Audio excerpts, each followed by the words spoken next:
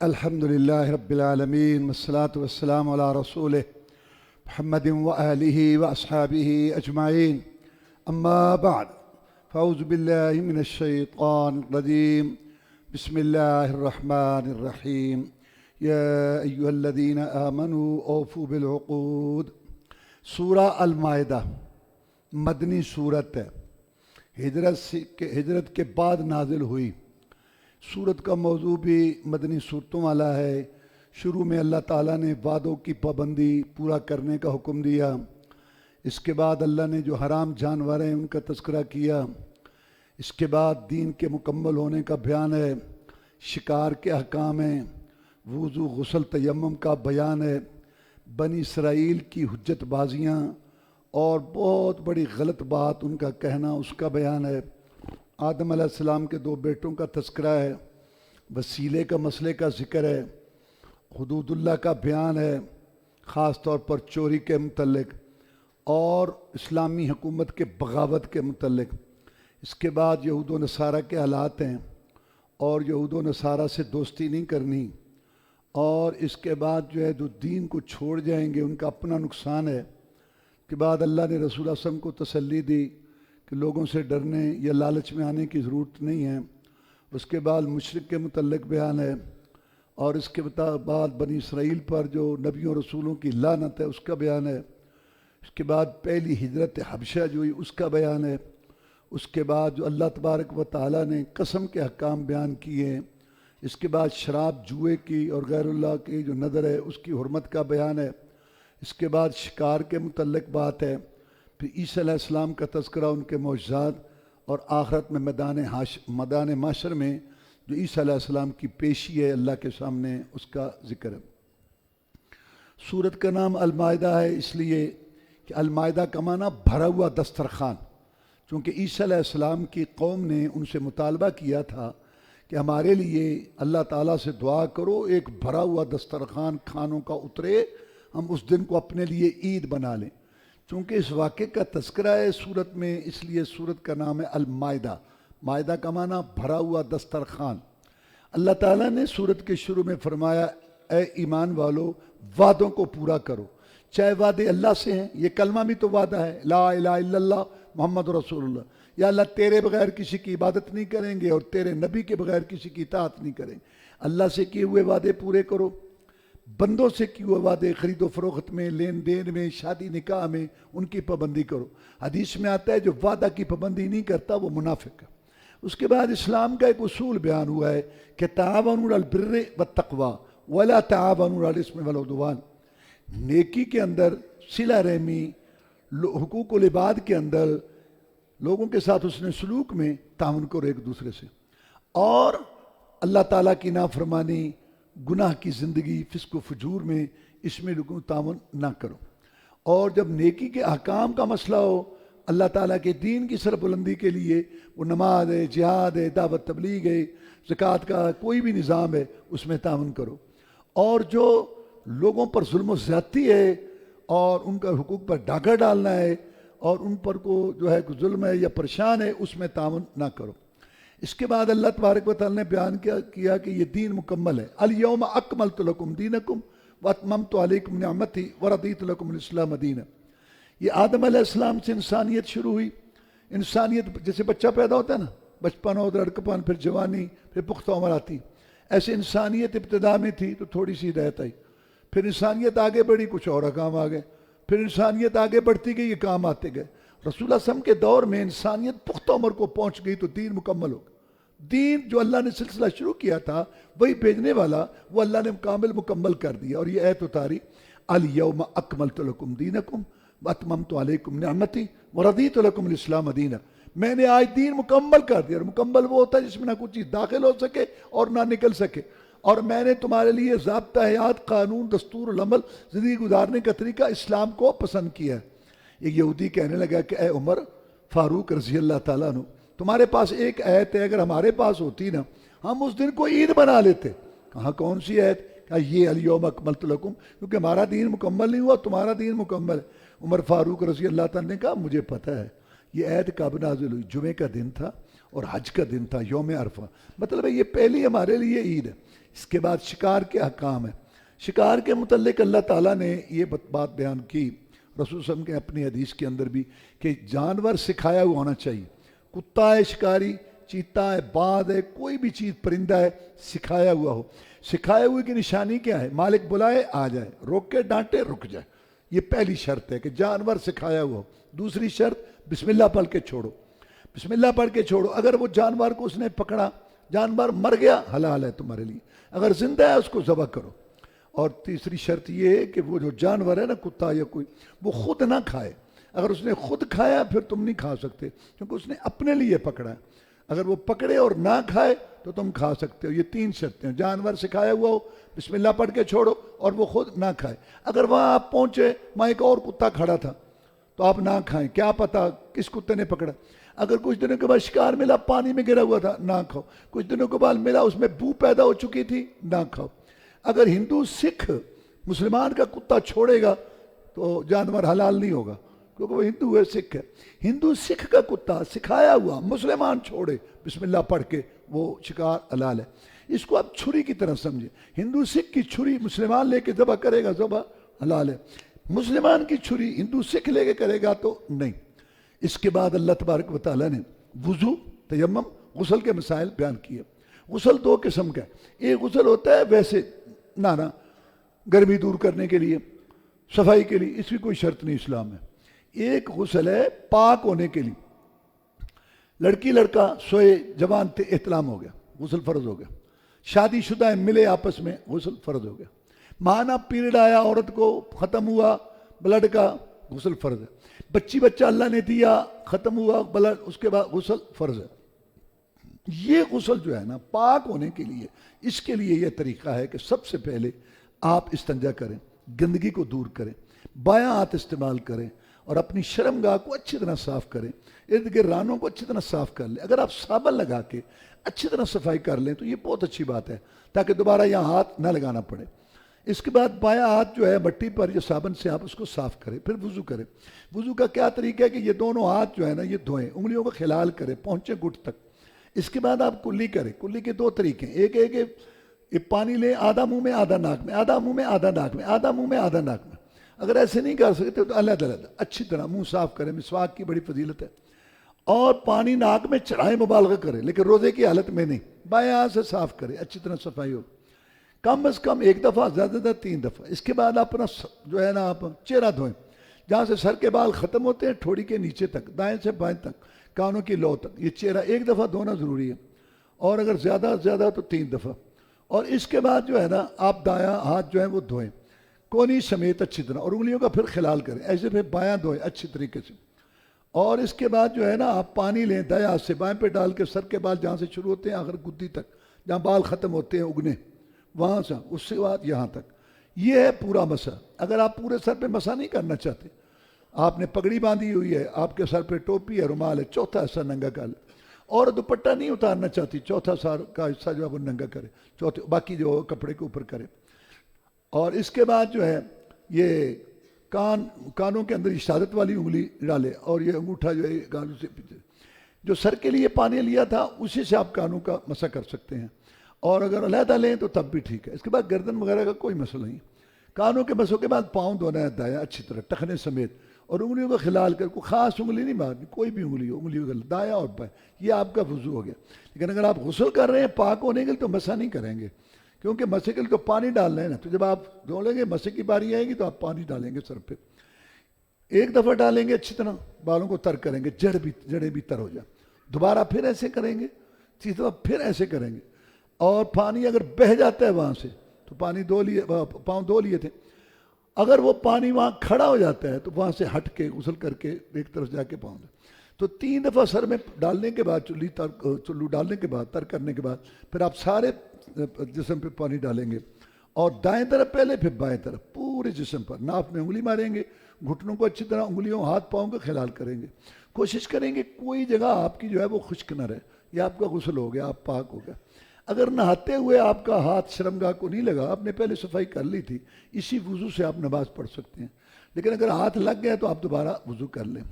مرد عورت کے غسل میں کوئی فرق نہیں سوائے دھو کے۔ ایک تو یہ ہے کہ اب عورت جو ہے نا یہ گت تو کھولے گی، روز مرہ کا غسل ہے، شادی شدہ ہے، گت کھولے گی. اور اگر ماہانہ پیریڈ ہے، ماہانہ، ہاں میڈیاں جو ہے نا باندھی ہوئی جیسے گت ہوتی ہے نا، سر کے بال کی میڈیاں ہوتی ہیں، یہ کھولنے کی ضرورت نہیں ہے. لیکن ماہانہ پیریڈ جو غسل ہے اس کے اندر یہ میڈیاں کھولیں گی. بچہ اللہ نے اس کے بعد جو ہے غسل کرے گی تو میڈیاں کھولے گی. حج کا غسل ہے عمرے کا تو اس کے لیے یہ میڈیاں کھولے گی. اور دوسرا فرق ہے کہ اس جگہ پر جو ہے خوشبو لگا. اور وضو کا مسئلہ بھی ہو گیا اور اس کا غسل کا بھی. تیمم، اگر پانی تکلیف دیتا ہے آدمی کو، یہ معاملہ رب کے ساتھ ہے کہ مجھے پانی تکلیف دیتا ہے، میں نہیں وضو کر سکتا یا وضو نہیں کر سکتی، یا پانی ہے نہیں، موجود نہیں ہے، یا ہے تھوڑا ہے پینے کے لیے، سفر کے اندر ہے، تو پھر آپ کے لیے تیمم جائز ہے. تیمم پاکیزہ مٹی ہونی چاہیے، چاہے وہ دیوار پر ہو، چاہے وہ آپ گھر کے اندر ایک ڈھیلا رکھ لیں شاپر میں پاک سا، اس کو گھسا لیں پلیٹ میں یا کپڑے کے اوپر یا دیوار، جہاں کہیں مٹی ہونی چاہیے. بسم اللہ پڑھ کے آپ دونوں ہاتھ اس کے اوپر ماریں اور پھر دونوں ہاتھوں میں پھونک ماریں اور پھر چہرے پہ اور ہتھیلیاں ایک ہی دفعہ ہاتھ مارنے، وہی چہرے ہتھیلیاں. آپ پاک ہو گئے، وضو ہو گیا، غسل ہو گیا. جب تک پانی نہ ملے یا تکلیف دے یہ آپ کا بحال ہے. وضو ٹوٹتا ہے انسانی جسم کے جو دو راستے ہیں وہاں سے کچھ نکلے، وضو ٹوٹ جاتا ہے. تیمم بھی ایسے ٹوٹ جاتا ہے، لیکن تیمم اس وقت بھی ٹوٹ جائے گا جب پانی مل جائے یا آپ پانی استعمال کرنے پہ قدرت رکھتے ہیں. آپ نے زور میں وضو کیا، عصر کے ٹائم آپ کا وضو ہے، آپ اسی سے نماز پڑھ سکتے ہیں. تیمم زور کے ٹائم کیا، عصر کے ٹائم وہی کیفیت ہے آپ کی، پانی نہیں مل رہا یا تکلیف دیتا ہے، تو آپ اسی تیمم سے عصر کی نماز بھی پڑھ سکتے ہیں. اس کے بعد اللہ تبارک و تعالیٰ نے یہود کے حالات بیان کیے کہ بیت المقدس کے اندر اللہ تعالیٰ نے کہا کہ جاؤ جہاد کرو، نبی ہے تمہارے ساتھ تو چلو. تو انہوں نے کہا وہاں تو بڑی قوم ایک رہتی ہے، مال کا ہم تو نہیں. اچھا 12 آدمی بھیجے کہ جاؤ یار پتہ کرو کیسے لوگ ہیں. تو 12 آدمی آئے تو انہوں نے 10 نے آگے کہا بڑے لمبے ترنگے ہیں، بڑے طاقتور ہیں، تم نہیں لڑ سکتے، موسیٰ کی باتوں میں نہ آنا، ہم نہیں جہاد کر سکتے. اور 2 نے کہا وہ اللہ کے بندے ہیں جیسے ہم بندے ہیں، اٹھو، نبی ساتھ ہے. لیکن انہوں نے کہا کہ نہیں، ایسی غلط بات کی جو کسی قوم نے نہیں کی اپنی نبی کو کہ جا اے موسیٰ علیہ السلام فَذْهَبْ أَنْتَ وَرَبُّكَ فَقَاتِلَا إِنَّا هَاهُنَا قَاعِدُونَ، تو تیرا رب جا کے لڑو اور جب فتح ہو جائے گا نا شاید پھر بتانا ہم آئے کہ آئے. اللہ تعالیٰ کو اتنی اس بات پر ناراضگی آئی اور موسیٰ علیہ السلام نے کہا یا اللہ میں کیا کروں یہ ایسی قوم. اللہ نے وہ بیت المقدس شہر ان پر حرام کر دیا. یہ ہڈ حرام قوم، جہاد کی منکر، جہاد کی باغی، اللہ نے بیت المقدس سے ان کو محروم کر دیا. ابھی بچوں کو لے کے ساری رات چلتے تھے، بیت المقدس جا رہے ہیں، بیت المقدس جا رہے ہیں، جا رہے ہیں، مقدس زمین میں جا رہے ہیں. جب صبح روشنی ہوتی یا 2 کلومیٹر ادھر ہوتے یا ادھر تھے، وہی جو ہے نا 40 سال یہاں ذلیل ہوتے رہے. یہ ہڈ حرام نسل مری، نئی نسل آئی، انہوں نے جہاد کیا، پھر ان کو بیت المقدس نصیب ہوا. اس کے بعد اللہ تعالیٰ نے آدم علیہ السلام کے 2 بیٹوں کا تذکرہ کیا کہ ان کا آپس میں جھگڑا ہو گیا. تو نے کہا جھگڑا نہ کریں، قربانی پیش کریں. اس وقت جو قربانی اللہ قبول کرتا تھا تو آگ آتی تھی، کھا جاتی تھی. تو ان میں سے ایک بیٹی کی قربانی کو آگ آ کے کھا گئی، دوسرے اس نے کہا تیری قربانی کو کیوں آگ نے کھایا، کیوں قبول ہوئی میری کو؟ کہا قربانی اللہ تعالیٰ قبول کرتا ہے تقوی والے لوگوں سے، میں تجھے قتل کروں گا. اس نے کہا تو ہاتھ بڑھا، میں تجھے کچھ نہیں کہوں گا، میں چاہتا ہوں میرا گناہ بھی تو سمیٹے. اس نے قتل کیا. رسول اللہ فرماتے ہیں روئے زمین پر یہ پہلا قتل تھا اور اس کا سبب حسد تھا. پہلا قتل، جو بھی قتل ہوگا دنیا میں اس کا حصہ ہے اس پہلے کا جس نے قتل کیا تھا. اب وہ پچھتانے لگا کہ میں اس کو کیا کروں، لاش کو اٹھائے پھرتا ہے.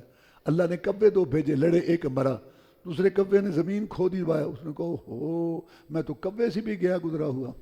پھر اس نے دفن کیا. اس کے بعد اللہ نے فرمایا یا ایھا الذین آمنوا اتقوا اللہ وابتغوا الیہ الوسیلہ وجاہدوا فی سبیلہ لعلکم تفلحون. اے ایمان والو اللہ سے ڈرو اور اللہ کی نزدیکی طلب. وسیلے کا معنی اللہ کی نزدیکی. قرآن میں 2 جگہ لفظ آیا ہے وسیلہ کا، ایک یہاں 6 پارے میں اور ایک 15 پارے میں. اللہ کہتے ہیں جن کو یہ پکارتے ہیں 15 فرمایا وہ تو خود رب کی نزدیکی تلاش کر. تو اس کا معنی رب کی نزدیکی تلاش کرو. رب کی نزدیکی کیسے ہوگی؟ نیک عمل کر کے. ایک عمل کا ذکر کر دیا وجاہدوا فی سبیلہ، کہ اللہ کی راہ میں جہاد کرو. اور حدیث میں یہ ہم دعا جو پڑھتے ہیں نا، رسول اللہ صلی اللہ علیہ وسلم نے فرمایا اذا سمعت المؤذن فقولوا مثل ما یقول المؤذن. جب تم اذان سنو تو ایسے کہو جیسے مؤذن کہتا ہے. اللہ اکبر کا جواب اللہ اکبر، اشہد اللہ الہ الا اللہ کا جواب یہ، اشہد ان محمد رسول اللہ کا جواب یہ، حی علی الصلاۃ کا جواب لا حول ولا قوۃ، حی علی الفلاح کا بھی اللہ اکبر لا الہ الا. اس کے بعد مجھ پہ درود پڑھو اور میرے لیے وسیلہ مانگو، میرے لیے وسیلہ، ثم صلی اللہ علیہ وسیلہ. پھر اللہ سے میرے لیے وسیلہ مانگو، میرے لیے وسیلہ مانگو، میرے لیے وسیلہ مانگو. کیا مطلب اللہ کا قرب؟ کیا ہم دعا پڑھتے ہیں اللہم رب ھذہ الدعوۃ التامۃ والصلاۃ القائمۃ آت محمد الوسیلۃ، یا اللہ دے محمد کو اپنی نزدیکی، وابعث مقام محمودا الذی، اس کو اٹھا مقام محمود پر جو تو نے بات ہے. ہم مانگتے ہیں رسول اللہ صلی اللہ علیہ وسلم کے لیے وسیلہ. تو وسیلے کا کیا مفہوم ہوا؟ اللہ کی نزدیکی. ہم مانگتے ہیں اللہ سے کہ ہمارے پیغمبر کو بہت دی اللہ نے اس کو نزدیکی، بڑا مرتبہ ہے، لیکن ہمیں بھی تو چاہیے نا اس کے لیے دعا کریں. یہ درود شریف ہم پڑھتے ہیں اپنے درجے بلند کرانے کے، ہم اللہ سے ان کے لیے وسیلہ یعنی رب کا قرب، نزدیکی اور نزدیک دعا مانگتے ہیں. میں جس نے یہ دعا درود پڑھا، دعا پڑھی، وہ میری سفارش کا مستحق ہو گیا. تو اب یہاں سے ہمیں معلوم ہوا کہ وسیلے کا معنی اللہ کی نزدیکی کیسے ہوگی؟ نیک عمل کر کے، تقوی اختیار کر کے، پریزی. اور یہ جو ہندوستان پاکستان میں مفہوم ہے کہ اللہ تعالیٰ کو کسی کا وسیلہ واسطہ صدقہ کہنا، کہ ایک آدمی کام نہیں کرنا چاہتا، آدمی ایک کو لے کے جاتا ہے اور وہ اس کی سفارش کرتا ہے دوسرے کو وسیلہ. یہ جو تصور ہے نا اللہ کے متعلق، یہ کفر ہے. ایک آدمی عقیدہ رکھتا ہے کہ اللہ میری دعا نہیں سنتا، یہ کفر ہے. اس لیے وسیلہ صدقہ واسطہ تو خیر کہتا ہے. یا یہ کہتا ہے کہ مجھے ویسے محبت میں ویسے کرتا ہوں، تو پھر وہ بدعت کرتا ہے. اور پھر اس کا عقیدہ ہے کہ اللہ مجبور ہو جائے گا. تو لہذا وسیلہ واسطہ صدقہ تو فعل کہنا، جیسے پہلے میں نے بیان کیا، یا شرک ہے یا بدعت ہے. وسیلے کا یہ لوگوں نے عقیدے اپنے بنائے ہوئے، نظریے اپنے بنائے ہوئے ہیں، اور اوپر ایتے فٹ کرتے ہیں. یہ ادھر بکرا لے کے چھا رہا ہے، قبر پر ذبح، یار یہ جائز نہیں ہے، نظر غیر اللہ. لو جی تو تمہیں پتہ نہیں کہ قرآن چ اللہ نے وسیلے کا ذکر کیتا، یا اتقوا اللہ وابتغوا الیہ الوسیلہ، تمہیں پتہ ہی کو نہیں وسیلے کا. وہ وہاں دعا مانگ رہا ہے علی حجویری کی قبر پہ، یا فلاں یا علی حجویری، یا بھائی یہ جائز. تو قرآن میں وسیلے کا ذکر نہیں. یعنی اپنا شرک، اپنا کفر، اپنا کام قبر پرستی، اپنا غلط کام اوپر چسپا لیبل وسیلے کا. یہی وہ بات ہے جس کو اقبال نے کہا تھا، خود بدلتے نہیں قرآن کو بدل دیتے ہیں. وہ کس قدر بے توفیق فقیہان عرب. شرک ہو رہا ہے، کفر ہو رہا ہے، اور نام پر اس کے وسیلہ. جیسے پیتے شراب ہیں اور نام مشروب، کھاتے سود ہیں نام منافع. بھئی نام بدلنے سے تو کام نہیں نہ بدلتا. پیشاب کی بھری بوتل پر لکھ دو شربت مزوری، بن جائے گی. شرک ہے، گند ہے، قبر پرستی، نظر غیر اللہ، تم نے اس کا نام وسیلہ رکھا ہوا ہے اور کہتے ہیں قرآن میں وسیلہ ہے. قرآن میں وسیلے کا یہ مطلب ہے بغلول. قرآن کا مطلب ہے اے ایمان والو اللہ سے ڈرو، اللہ کی نزدیکی تلاش کرو. نزدیکی کیسے ہوگی؟ نیک عمل کر کے، شرک کریں گے اللہ ناراض ہوگا کہ راضی ہوگا؟ تو یہ بالکل غلط مفہوم لوگوں نے پھیلا رکھا ہے، ریڈیو ٹی وی سے اخبارات تک، جی ساری قبر پرستی اور شرک، نظر غیر اللہ، اور نام اس کا وسیلہ رکھا ہوا ہے. حالانکہ وسیلے کا معنی میں نے بتایا قرآن میں 2 جگہ ہے، بتا دیا نزدیکی اور یا اذان میں. ذرا غور کریں، اگر یہ مفہوم ہندوستان پاکستان والا ہو تو ہم رسول کے لیے کس کا وسیلہ مانگتے ہیں؟ رسول سے بڑا کون ہے؟ جب ہم کہتے ہیں آتے محمد نل وسیلہ تھا، یا اللہ دے ہمارا وسیلہ محمد ہے، اور تو محمد کو بھی کوئی وسیلہ ہے، تو محمد سے بڑا کون ہے صلی اللہ علیہ وسلم؟ تو فیل ہو گیا، غلط ہو گیا یہ نظریہ ہندوستان پاکستان والا. ہاں یہ ٹھیک ہے کہ دے محمد کو اپنی نزدیکی، اس کو قریب کر. وہ کیا ہے؟ وابعث مقام محمود. اس کے بعد اللہ تعالیٰ نے چوری کی حد بیان کی. بس سارے کا تو چور اور چوری چور مرد یا عورت، ان کے ہاتھ کاٹو. ایک چور کے ہاتھ کٹ جائے نا، یقین کریں سارا امن ہو جائے. میں مدینہ سے جب میں پڑھتا تھا 2 چوروں کے ہاتھ کٹے وہاں، تو مجھے ان لوگوں نے وہاں بتایا کہ 12 سال بعد یہ حد لگی ہے. اور اس دن میں نے دیکھا سارے مدینے میں ایسے اوپر سر اٹھا کے کوئی نہیں دیکھتا تھا. السلام علیکم. ایسا امن ہے یہاں. اللہ معاف فرمائے کیا ہو رہا ہے. رسول اللہ صلی اللہ علیہ وسلم کو کہا گیا کہ یہ فاطمہ نامی عورت ہے قریش کی، اس نے چوری کی، اس کے ہاتھ نہ کاٹے جائیں. فرمایا لو ان فاطمہ بنت محمد سرقت لقطعت یدہا. پہلے لوگ اس لیے تباہ ہو گئے کہ جب بڑے لوگ جرائم کرتے، یہ ہمارے ملک اس کو استثناء ہے، اس کو استثناء ہے.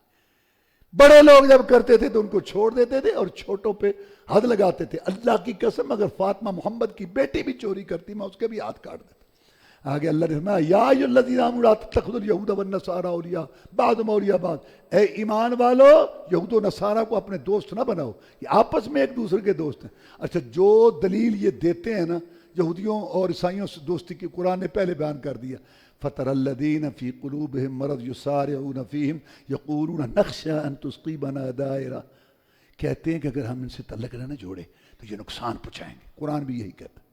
اور اللہ کہتا ہے فَعَسَى اللَّهُ أَن يَأْتِيَ بِالْفَتْحِ وَأَمْرٍ مِّنْ عِندِهِ فَيُصْبِحُوا عَلَىٰ مَا أَسَرُّوا فِي أَنفُسِهِمْ نَادِمِينَ، ہو سکتا ہے اللہ تعالیٰ کو ایسے حالات کر دے، فتح کر دے تو پھر یہ پچھتائیں گے، اوہو ہم ان سے دوستی کر کے اللہ کو ناراض کر بیٹھے۔ اللہ نے فرمایا جو ان سے دوستی کرے گا وہ انہی میں سے ہے۔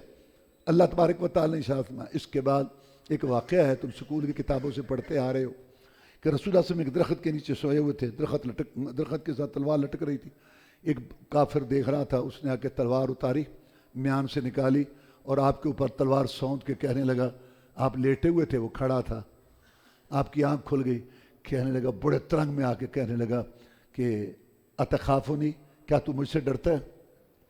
ٹھیک ہے تو کھڑا ہے، میں لیٹا ہوں، تیرے پاس تلوار ہے، میرے پاس کچھ بھی نہیں ہے، لیکن میں تجھ سے نہیں ڈرتا، کیونکہ زندگی موت کا مالک تو ایک اللہ ہے، جو رات قبر میں آنی باہر نہیں، جو باہر آنی ہے قبر میں نہیں آنی، علاقہ پر مخالف ہو فلک بھی ہو عدو میرا، بگڑتا کچھ نہیں یار اب نگاہ ماں ہو جو تو میرا، میں تجھ سے نہیں ڈرتا۔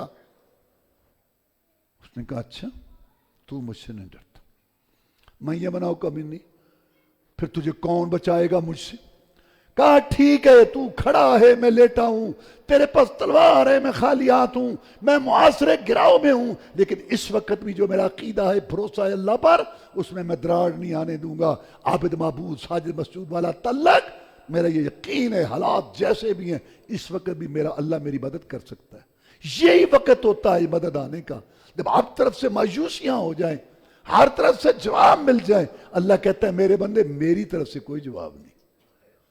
یہی وقت ہوتا ہے قد کاٹ کے ساتھ کھڑا ہونے کا، لیکن ناداں گر گئے سجدے میں جب وقت قیام آیا، جب کھڑے ہوئے آپ استقامت کے ساتھ اللہ پر بھروسہ کیا، اس کا ہاتھ کانپا اور تلوار گری، آپ نے اٹھا لی۔ میں اب تو بچا، تو بتا تجھے کون بچائے گا؟ اس نے کہا کن خیر آخذن، اے محمد صلی اللہ علیہ وسلم جتنے لوگوں نے آج تک ہتھیار پکڑے ہیں تو ان میں سب سے بہتر ہو جا، یعنی معاف کر دے۔ آپ نے معاف کر دیا۔ یہ آیت آئی یا ایھا الرسول بلغ ما انزل الیک من ربک فإن لم تفعل فما بلغت رسالتہ واللہ یعصمک من الناس۔ رسول سارا پہنچا دو، کوئی ڈرنے کی ضرورت نہیں، اللہ تمہاری حفاظت کرے گا۔ اللہ نے حفاظت کی۔ اللہ نے فرمایا انہ من یشرک باللہ فقد حرم اللہ علیہ الجنہ ومأواہ النار، جس نے بھی شرک کیا، شرک پر مرا، توبہ کر لے اللہ معاف کر دے گا، شرک پر مرا جنت حرام، جہنم واجب، چاہے نوح علیہ السلام کا بیٹا ہو، ابراہیم علیہ السلام کا باپ ہو، محمد رسول اللہ وسلم کا چچا ہو۔ اس کے بعد اللہ تبارک و تعالیٰ نے ہجرت حبشہ کا واقعہ اس کا یہاں تذکرہ ہے۔ جب مکہ والوں نے تنگ کیا مسلمانوں کو تو مسلمانوں نے جو پہلی ہجرت کی وہ حبشہ کی طرف تھی، کہ حبشہ کا بادشاہ نجاشی بڑا ایک انصاف والا اچھا انسان ہے، بادشاہ۔ حضرت جعفر طیار رضی اللہ تعالیٰ عنہ جو علی رضی اللہ عنہ کے بھائی تھے، ان کی قیادت میں یہ قافلہ گیا۔ مکے والوں نے پیچھے وفد بھیجا کہ ہمارے بھگوڑے آ گئے، ہمارے غلام بھاگ کے آ گئے ہیں تیرے ملک میں، ان کو ہمارے سپرد کر۔ بادشاہ نے بلایا، اوے تم بھاگے کیوں آئے ہو وہاں؟ کیا؟ انہوں نے کہا بادشاہ ہم بھاگے نہیں ہیں، ہم اپنے گھروں والے ہیں، وہاں ہم رہتے تھے، شرک کرتے تھے، مردار کھاتے تھے، قتل و غارت، جس کی لاٹھی اس کی بھینس، کوئی ہمیں پتہ ہی نہیں تھا ایک انسان پیدا ہوا، ہم اس کو جانتے ہیں، بچپن اور اس کا جوانی اس کو ہم نے دیکھا ہے، اس کا نام محمد ہے صلی اللہ علیہ وسلم، وہ اللہ کا رسول ہے، وہ ہمیں کہتا ہے کہ اللہ کی عبادت کرو، شرک نہ کرو، عدل انصاف کرو، ظلم زیادتی نہ کرو، لوگوں کے ساتھ جو ہے اچھا معاملہ کرو، ہم اس پر چلتے ہیں، یہ ہمیں چلنے نہیں دیتے۔ ہم نے کہا تمہاری زمین بڑی اچھی ہے، ہم یہاں آ گئے، ہم بھگوڑے نہیں ہیں، ہاں ٹھیک ہے تم یہاں رہو۔ انہوں نے کہا یہ تو کام خراب ہو گیا۔ انہوں نے پھر وہ طریقہ اختیار کیا جو ہمیشہ شیطان سکھاتا ہے اپنے ماننے والا، گستاخی والا، یہ گستاخ ہے۔ انہوں نے کہا یہ تو عقیدہ رکھتا ہے کہ عیسیٰ علیہ السلام اللہ کا بیٹا ہے، مسلمان تو یہ عقیدہ نہیں رکھتے، لہذا یہ حربہ استعمال کریں۔ دوسرے دن کچھ ان کو نذرانے بھی دیے بادشاہ کو وزیروں کے ذریعے، اور کہا یہ تو گستاخ ہیں، یہ کہتے ہیں کہ عیسیٰ علیہ السلام جو ہے نا یہ اللہ کا بیٹا نہیں ہے۔ تو بادشاہ نے پوچھا تو جعفر طیار رضی اللہ تعالیٰ نے مشورہ کیا ساتھیوں سے، انہوں نے کہا جو ہوتا ہے ہو جائے، ہم حق کا دامن نہیں چھوڑیں گے۔ انہیں سورۃ مریم پڑھی، سورۃ مریم نازل ہو چکی تھی اور اس میں بیان ہے مریم پاک اور مریم کا بیٹا عیسیٰ بھی پاک، اور دونوں کا مقام شان ہے۔ اور مریم جو ہے ایک اللہ تعالیٰ کی عابدہ زاہدہ عورت ہے، اور عیسیٰ علیہ السلام اللہ کا بندہ ہے۔ یہ جب اس نے سورت سنی تو قرآن کہتا ہے کہ وَإِذَا سَمِعُوا مَا أُنزِلَ الرَّسُولُ تَرَىٰ أَعْيُنَهُمْ تَفِيضُ مِنَ الدَّمْعِ، ان کی آنکھوں سے آنسو رہنے لگے، وہ رونے لگا، بادشاہ بھی اور ساتھی بھی، اور کہنے لگا اللہ کی قسم بس مریم اور عیسیٰ کا یہی مقام ہے جو اس نے پڑھا ہے اور جو یہ ہے۔ تو وہ پادری کہنے لگے ہوں، کہا چپ ہے، ہوں کرتے ہو۔ اللہ تعالیٰ نے جب مجھے حکومت دی تو مجھ سے کوئی رشوت نہیں لی، میں اللہ کا حق یہاں بیان کرنے میں کیوں رشوت لوں؟ مسلمانوں، آج سے تم میرے بھائی ہو، یہاں رہو، تمہیں کوئی کچھ نہیں کہے گا۔ اور اس نے کلمہ پڑھا اور وہ مسلمان ہو گئے۔ اور جب وہ فوت ہوا تو رسول اللہ نے فرمایا تمہارا بھائی وہاں فوت ہوا، آؤ اس کی نماز جنازہ پڑھے۔ اس کے بعد قسم کا مت، قسم ہے دو، ایک جیسے لوگوں کی عادت ہے، اس کو لغو کہا قرآن نے۔ قسم میں گیا تھا، قسم میں آ رہا تھا، قسم میں تو کدھر گیا تھا، قسم میں دھنیا لینا سی، قسم۔ یہ بہت بری بات ہے، اللہ بہت اونچا ہے۔ چھوٹی چھوٹی باتوں میں قسم شرم کرو، اللہ بہت چھوٹی چھوٹی باتوں میں قسم مت ایسی بات کرو، لیکن اللہ کہتا ہے میں تمہارا اس پر مواخذہ نہیں کرتا۔ جس قسم میں پختہ ارادہ کر کے تم قسم اٹھاؤ، اس کی دو قسمیں، اگر وہ اطاعت میں ہے، اللہ کی اطاعت میں، تو اس کو پورا کرو، ٹوٹے تو اس کا کفارہ دو قسم کا، اور نافرمانی میں ہے تو توڑو۔ میں یہ بات تو ٹھیک ہے، میں نے تو قسم اٹھا لی ہے کہ میں اس سے نہیں بولوں گا، توڑو اس کو، قسم کو توڑو۔ میں قسم اٹھا بیٹھا ہوں کہ میں نے اس سے تعاون نہیں کرنا، توڑو اس کو۔ نافرمانی والی قسم کو توڑو، اطاعت والی پوری کرو۔ اور اگر وہ نہ ہو سکے تو قسم کا کفارہ کیا ہے؟ 10 مسکینوں کو کھانا کھلانا یا کپڑا پہنانا۔ اگر یہ نہ ہو سکے تو پھر 3 روزے۔